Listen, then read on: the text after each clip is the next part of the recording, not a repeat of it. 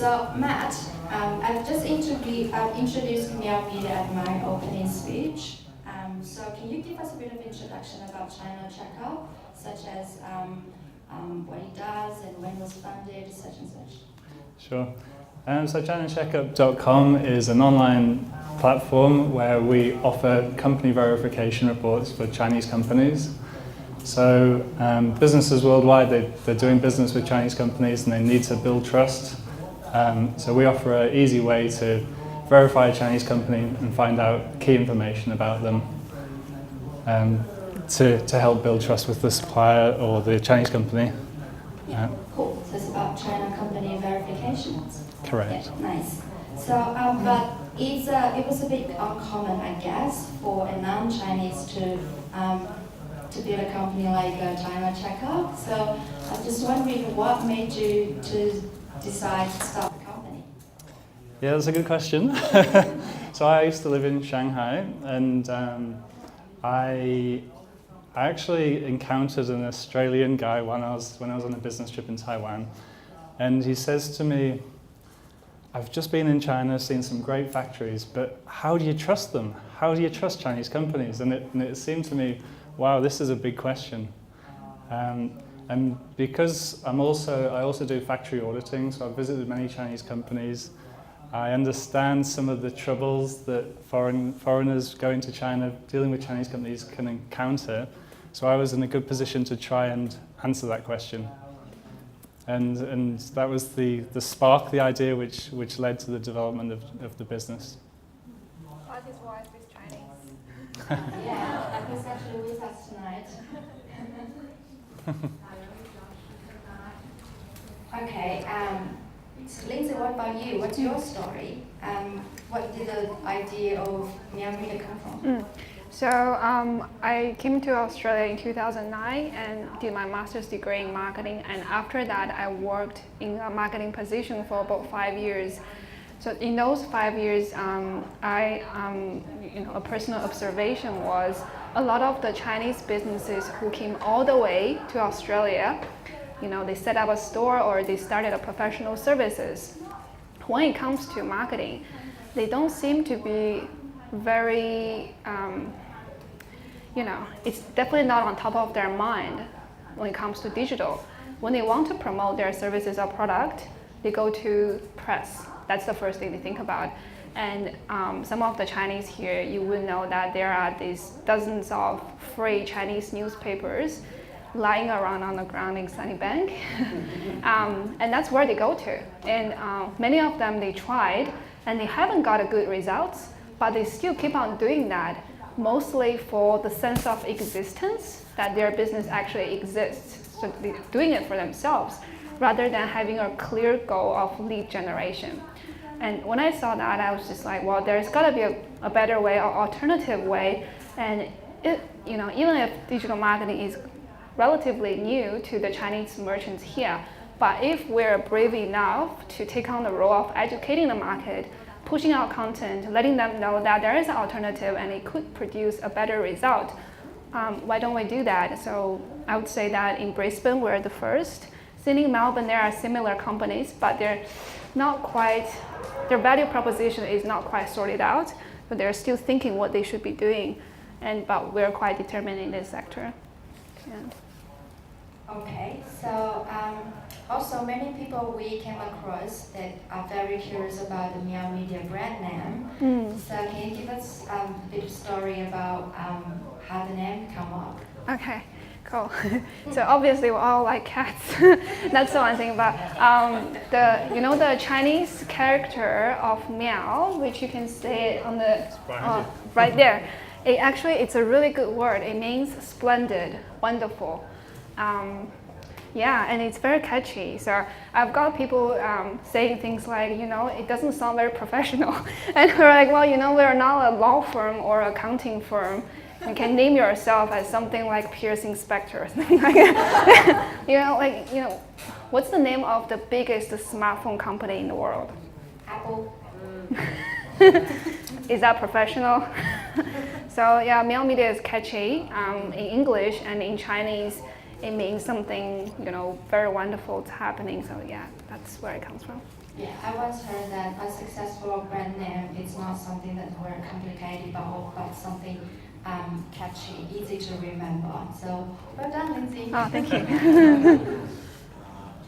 All right, now Matt, some few questions for you. When the client comes to you and asks for verifying a company in China, what are some of the key parameters your team use to evaluate the company in China? Well, the first parameter is, do they exist? It might sound like a bit of a joke, but that is the most important, the most fundamental point we look at. Does the company exist? Because there are companies out there we've verified, either they completely fake documents, don't exist whatsoever, or maybe they claim to be a Chinese company, but they're actually registered in the Cayman Islands. So there's various things that go on, but the first one would be, do they exist? Then we also look at things such as when were they founded, and also does the information they provide to our clients match with what the registration information says? Okay, so what do you think is the most critical element that tells people this company really stacks up or not?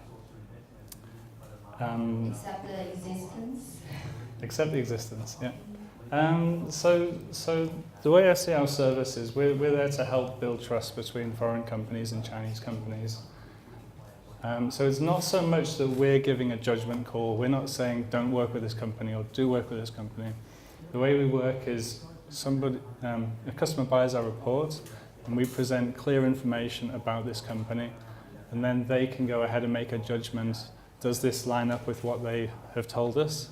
So if they've said, yeah, we're a huge manufacturer, we've been running for 20 years, we've got 1,000 staff, and our report says, actually the company was registered just 2 years ago in somebody's bedroom, then so it's more about the customer getting the information and then making their own judgments. So getting the really true information about the company. Yeah. Cool. So among those companies you've verified, what's the rough percentage of legit versus dodgy? Legit versus dodgy. So our verifications are specific to a jurisdiction. So mainland China is a jurisdiction for registering companies. Hong Kong is a separate jurisdiction. Taiwan is a separate jurisdiction. So roughly 20% of the reports we do comes back as a red report, which is no registration, but often that's because a company isn't registered in mainland China, it's registered in Hong Kong. In terms of the really dodgy ones, the ones with fake documents or companies that are pretending to be other companies, that would probably be about 5%. 5%, okay, so that means another 95% are still good to do business with. Well, not necessarily. It's up to the clients who use the information we provide to make their own judgment based on the information available. Yeah, cool. So Lindsay, for you, if an Australian company wants to advertise to Chinese people, how would you help them? Okay, so there are two kinds of advertising. The first question we would ask is, are you targeting Chinese people in China, or are you targeting Chinese people globally? Because there are a lot of Chinese immigrants, international students, tourists all over the world. And depends on where they are, the targeting strategy is a bit different as well. So for example, for overseas Chinese communities, like most of the attendees here tonight, it's not only WeChat that they're using, because they try to blend into the local lifestyle over here. International students, the first thing they're gonna get is Facebook, because they want to be able to do assignments with their group, uni friends, and they use Twitter, they use Instagram, and they when they need to know something, they go to Google rather than Baidu, which is a search engine in China. So for global audience, Chinese community everywhere, you can rely on these two big platforms, Google and Facebook, as well as WeChat, which they will have because they need to keep a connection with their family and friends back in China. But when we talk about people in mainland China, forget about Google and Facebook, because we know what's happening there. They can't really access people from Google. It's going to be Baidu, which is a search engine, WeChat, which is, think about it as an equivalent of Facebook in China, but with much more weird and powerful functions within the app. Yeah, more restrictions. Exactly. And consumer behavior-wise, I would say customer profile is similar. I would sometimes suggest companies to do a trial run on the Chinese community in their local country like Australia before they spend their big marketing budgets in mainland China. Because it's the scale of things over there, you need a lot of money to cover the percentage that you want to achieve in that market share. Before you committed a big amount, try to do a marketing campaign trial here in the local Chinese community, get some feedback, and then reiterate your product, your marketing strategy, and then go to the mainland China. Cool. So what has been the biggest misunderstanding when it comes to marketing to Chinese, according to your experience? That's a very good question. The biggest misunderstanding, I think when it comes to marketing to Chinese in China, business here tend to think if they cooperate with a local partner, like a local marketing or advertising agency in China, it's got to be cheaper than Australia. That's not the case. Yeah, it's big money over there. My friends, colleagues who work in these advertising agencies in Shanghai, their hourly rate is so much more than ours. And when they find out about how much we charge about our service fees here, they can't believe it. They were like, well, you're living in this developed country, serving an affluent audience. How come you're charging so little? We're like, well, we want to charge more, but this is the market rate. So it's a bit like, apartments and property in Shanghai. It's so ridiculously high. It's because there are pockets of small pockets of market who have that kind of money to buy in, and then making these advertising agencies to be able to charge that high for their services, which are not necessarily high quality. In general, this is another thing I was going to talk about. The Chinese advertising companies, they are very focusing on creatives. They are very fanciness driven, creativeness driven. But in general, a common problem is lack of fundamental strategy. They don't start with who is your target audience, the foundation of it, what is it that you're trying to achieve, but tend to work backwards. What are we going to be on? Which platform are we going to use? What format? Is it going to be like a HTML5 CAD kind of creative thing within a piece of content? That's the thing that they think about first, because it's very like a creative driven, and then work backwards and then think if they can achieve that goal by doing that or not. So it's yeah. Interesting. Speaking of the consumer behavior, what are some of the traits Chinese customers have that are very different from the Australian local customers? Okay. Please don't be offended. Even myself is the same too. Chinese businesses and people in general are very price sensitive. No matter they're affluent customers or they're not so affluent, one of the first questions they're asked is always going to be, how much is it? Yes. So it doesn't mean that they're always after the lowest price in the market, but they like incentives. And if you have a flat rate and you can't change that, at least provide some kind of add-on services for free. Or if you're able to discount your services, be prepared to discount it, because they're definitely ask for it. That's one common thing, and it's more of a psychological, because they're very used to bargaining with other companies and getting the prices down. If you're not doing the same, it's almost like emotionally hurtful. Rather than comparing it if it's worth in the service, or if it's compared to the market rate, if it makes sense or not.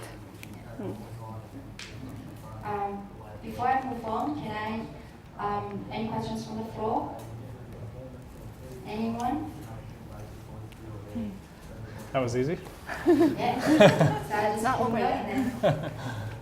Now, Matt, we know that your service is sold as a digital product on your website. To you, what is the biggest advantage to offering a digital product online? Well, for me, the biggest advantage is that the service is available worldwide. So we have customers from all corners of the planet.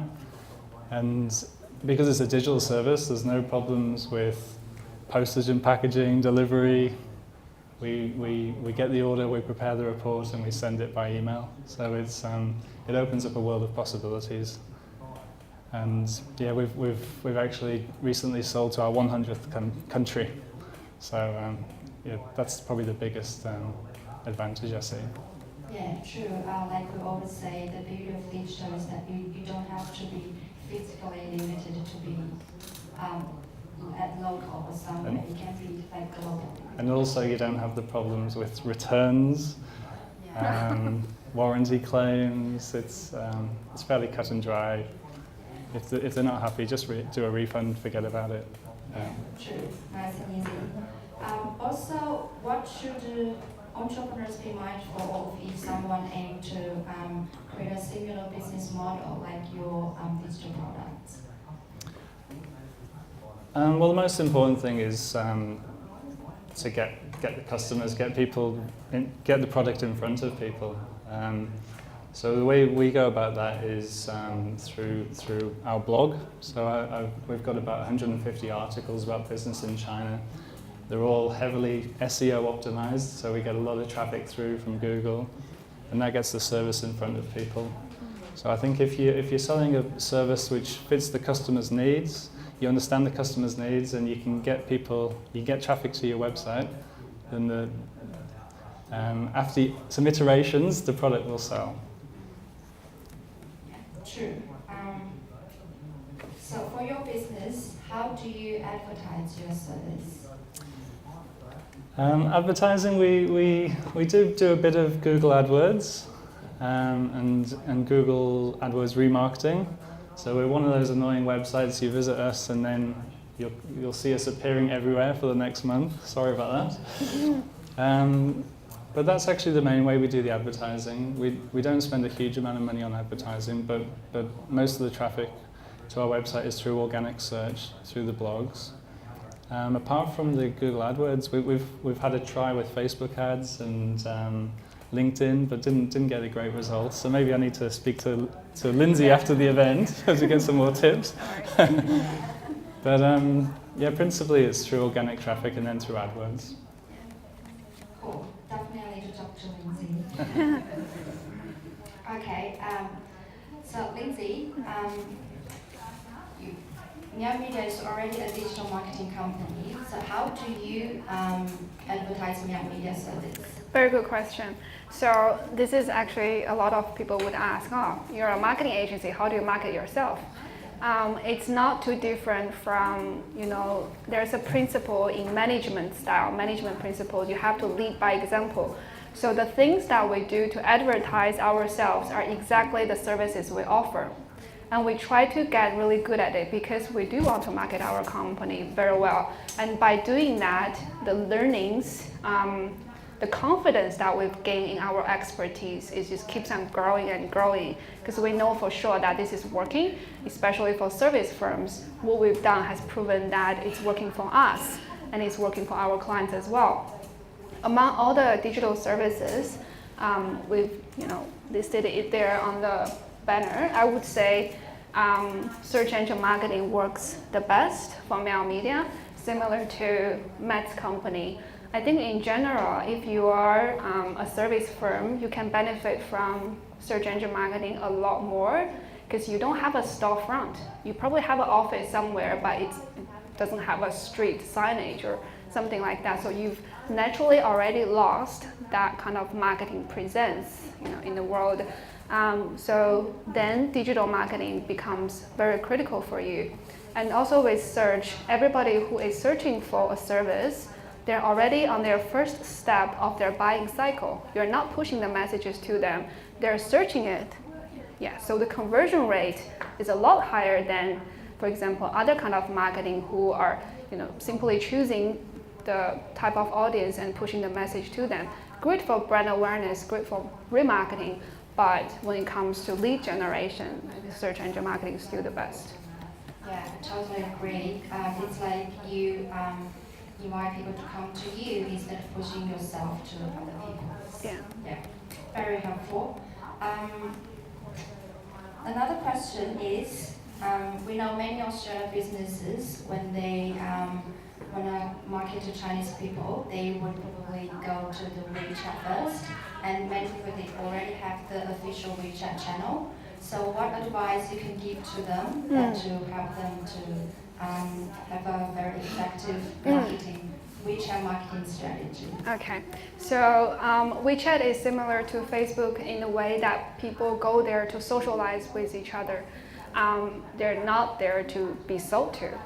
So digital marketing for Facebook is already so sophisticated to a stage that people now tend to focus on the content strategy. WeChat is the same. It's a content strategy. If you're building a brand out there, you want to have your own community around your official WeChat channel, you will need to be constantly pushing out good quality content. Either it's useful or at least it's entertaining. Either of those two or both, and that would be great. So having a solid content strategy and not just, once in a while, but consistently doing it, no matter how much feedback you get, how many people are viewing it, the content itself, it's not only great for brand building, it's also great for sharing. Your staff members, your friends, your own circles, when they are, being exposed to content, and if they like it, it's really easy for them to share. And traditional media like newspaper can't do that. Plus, also, our content on WeChat is great for us to explain our services, because we get to ask the same questions over and over and over again. But now, since we've had all these very well written explanation articles that we've collected under the WeChat category, every time when someone is asking a very technical question, we'll be like, oh, please refer to this article that we wrote 3 months ago. It explains everything. It demonstrates professionalism, and they say, oh, you not only answered my question, but you've also explained these things that I haven't really thought of. They tend to think of you as more of an expert rather than just getting a straight answer from you, which everybody can do. It's a very useful advice. So my next question is for both of you. We know both of you are entrepreneurs now. So what has been the hardest challenges for you since you started your entrepreneur journey?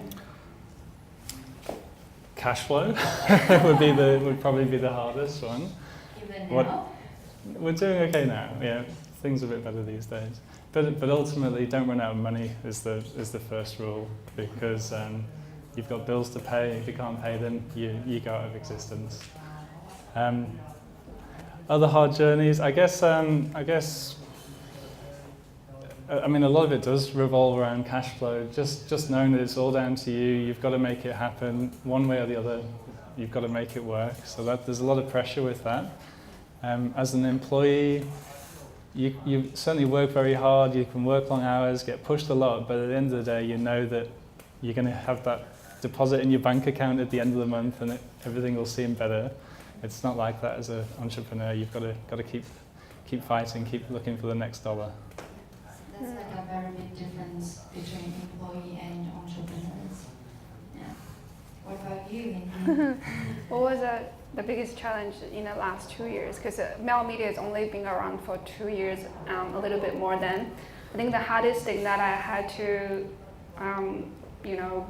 get by was in the first year of my business, I was also diagnosed with a really rare type of arthritis, and it was just so painful. Like my whole existence is just pain. There's not a break moment that when I'm not feeling pain. It's just constantly waking up, eating food, walking. My existence just doesn't feel right. So that first year was so tough, and I've always been a person who can undertake a lot of mental pressure. But when it comes to physical, this is, I just can't do it.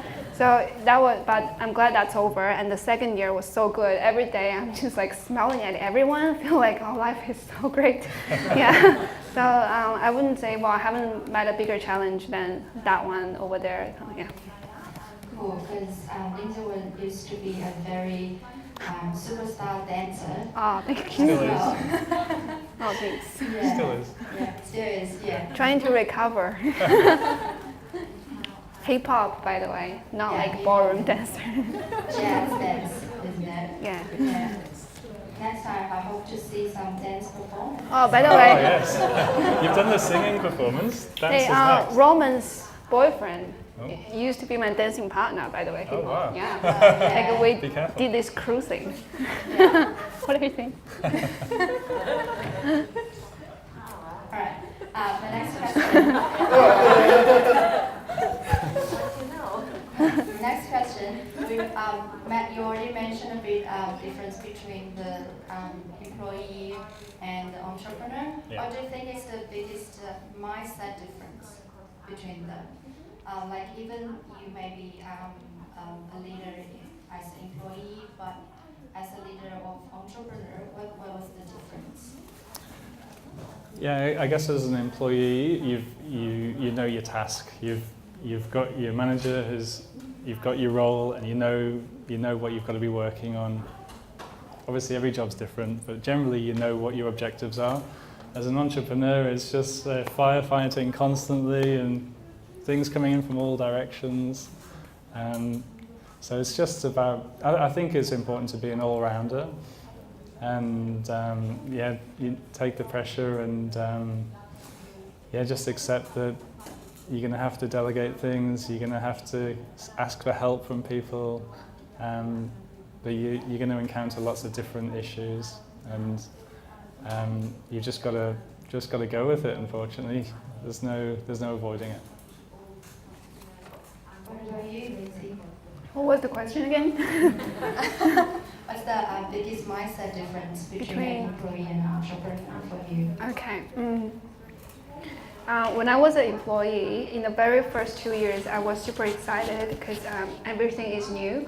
But I had to say that from the third year onwards, I was more conscious of the things that I can change and things that I can't. And that's not a good feeling, because when you realize how many environmental factors, how your work is being impacted by other people's roles, it just, the work itself doesn't become fulfilling anymore.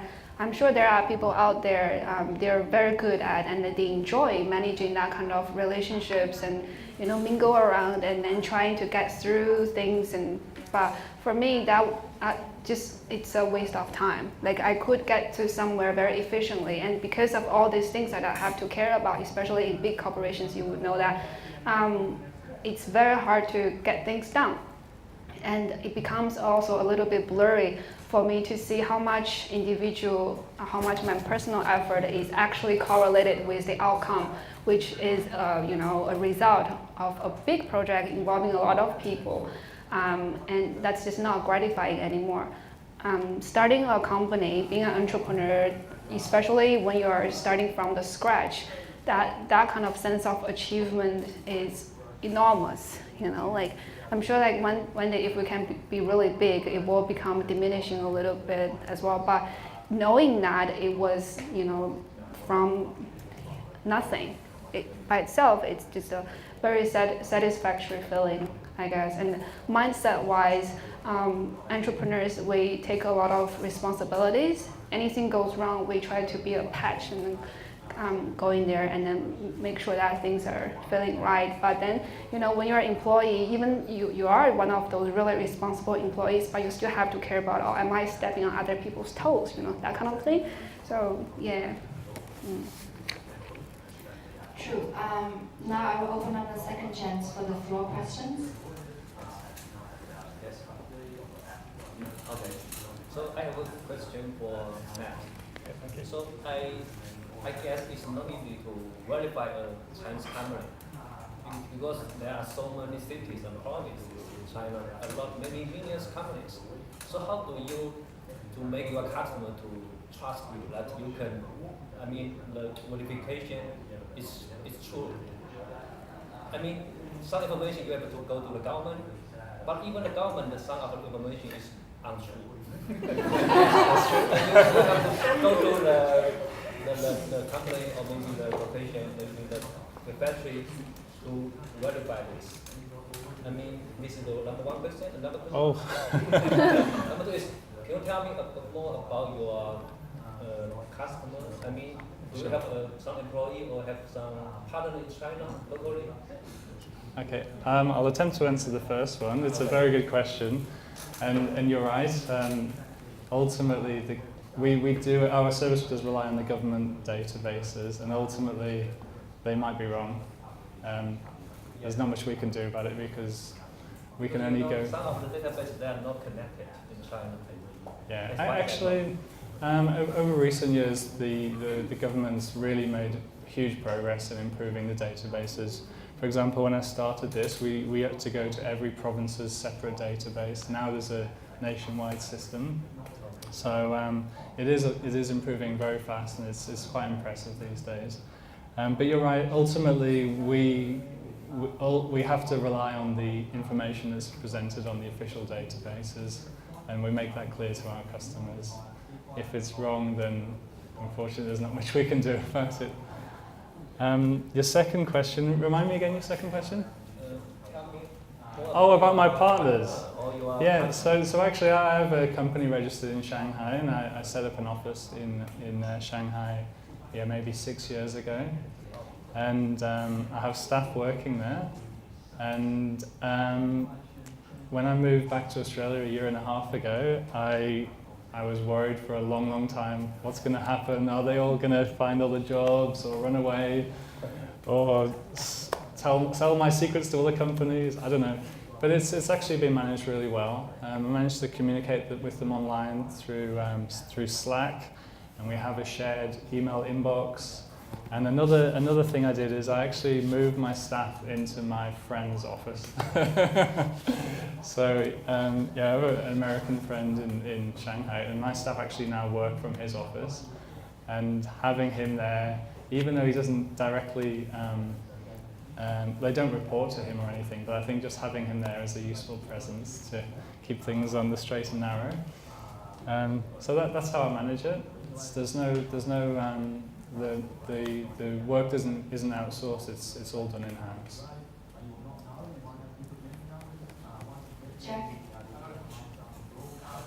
So when you first set up the company, were you the first of the type that do this, or was it competitors? How did you beat the competitors? Oh, you okay? So yeah, this. Content writing.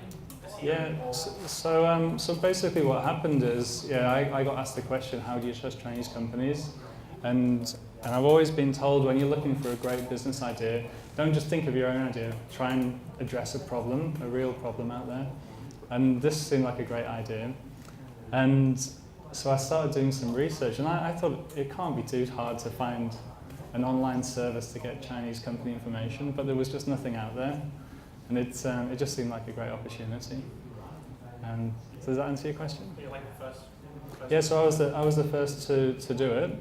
And the other thing that was interesting was, at that time, this was maybe 2012, if you search lots of information on Google about Chinese companies, typically you would get Western consulting companies saying, China is so mysterious, you need guanxi, and you need government relationships, and it didn't actually tally up with my experiences. Actually, the information is available in China, and it's usually quite good quality. You just need to know where to go to get it. So I started writing blogs, basically just explaining business in China in simple terms, easy to understand. Didn't talk it up with mysterious country, you need guanxi, just straight, simple articles. And that got me the traffic, and then the orders started coming in. Sorry. Cool. All right. So, hi, Matt. I thought that you your business model is very interesting. Thank you. I got two questions. So the first question is, actually, normally how long it will take for you to hand in the report to the clients after their inquiry? Okay, so I'll quickly answer that one. So all of our reports have a guaranteed turnaround time. So most of the reports are 1 working day. But in actual fact, if we receive the order during the working hours, we can turn around within a few hours. Yeah, it's very efficient. Yeah. So the second question is, like, as we know in China, not only we have the very big companies, we also have some very startups, some very small companies. So, for example, if I was working in a traveling agency, I want to collaborate with a photography studio in China. Yeah. So for this kind of like the small scale business, so how can you check for their, like, besides the exist or not? So what kind of other criteria you assess to them? Well, actually, in theory at least, all Chinese companies, regardless of their size, should be registered. Obviously, maybe a business like photography in practice wouldn't always be registered. But and even for a sole trader, there would be lots of company information available. So if a report is ordered on that type of company, we just go ahead and produce it. And kind of as I was explaining a bit earlier, that we don't really pass judgment on a company, because I think in order to pass judgment on a company to say yes it's good or no it's bad, you first need to understand your customer's situation. And frankly, I don't want to do that.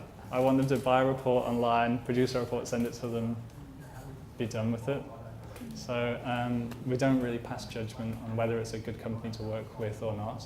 We just produce the results and say, here's the facts, make your own decision. I just have one last question. Oh, is it?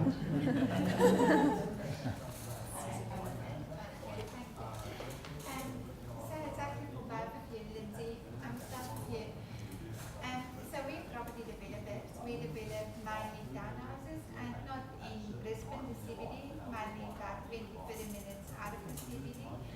If I were to come to you and say, I've got a marketing strategy, I want to market our townhouses to Chinese communities and specifically Chinese investors, how would you go about? And then, Matt, do you do checkups on individuals? Because if you get an investor coming in and they buy a property, how do I know that the investor is real? And if you sell off the plan, there might be 9 months before you're going to settle on it. And then I want to know for sure my money will come in and settle on the property and not find out that at the last minute I don't have a buyer anymore. Okay, I'll answer first. Okay, so it's a good thing that you know your perfect target audience, because a lot of the people, business owners, they have a product, but they're still guessing who are their ideal customer. So you know who your customers are, and you probably know their demographics. Yeah. Okay, so that kind of sophisticated profiling is achievable on Facebook. Google can do some as well, but with WeChat, it's still a very baby step. A lot of the big WeChat channels out there, they can carry your article or they can carry a banner ads pointing to your landing page. But the way they publish themselves is to everyone. So it's a bit like a digital version of a newspaper. Instead, it's pushing out from a digital channel rather than specifying I want 35 to 44, and then I want people who are making over $120,000 a year. WeChat can't do that. So if you want to go very specific, Facebook, Google to stick with, especially for Chinese here. Don't worry about, I don't think Chinese people are using Facebook. You don't have to worry about, because Facebook knows. You profile by choosing the languages they speak. And then in Queensland, last time we did 70,000 Chinese speaking audiences in here. And Australia-wide, there are hundreds of thousands out there. So that's one opportunity. And if you know some WeChat channels who are particularly talking to your kind of audience, I know one WeChat official channel from Melbourne. They only publish articles about investments, big deals like Bitcoins and medical marijuana, that kind of. So they have the content strategy is definitely on track. They don't want everybody to find their content useful. They only attract that type of audience doing very well. So that might be the kind of channel you could cooperate with. Yeah. The simple answer to your question is we don't verify individuals. It's a bit of a dangerous path to lead down, so we don't do that. If a investor claims to be the shareholder of a certain company, we can verify that company and verify whether they indeed own that company, but we don't actually do verifications of individuals per se. All right, thank you. Here's my last question to both of you.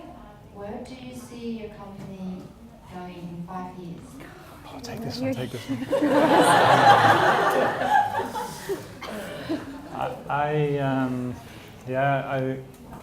The truth is Roman pre-prepared these questions and let me have a look, so I've had a bit of time to think about this one and I still don't know what to say. I think I see a bit of a risk with my business. I think it would be quite possible for the Chinese authorities to just say, we're going to put the whole company database into English, and I would be left without business really. So I see myself diversifying a little bit in what we do.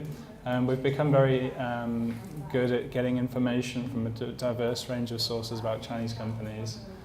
And so one thing that we're looking at the moment is helping helping foreign companies to do sourcing in China.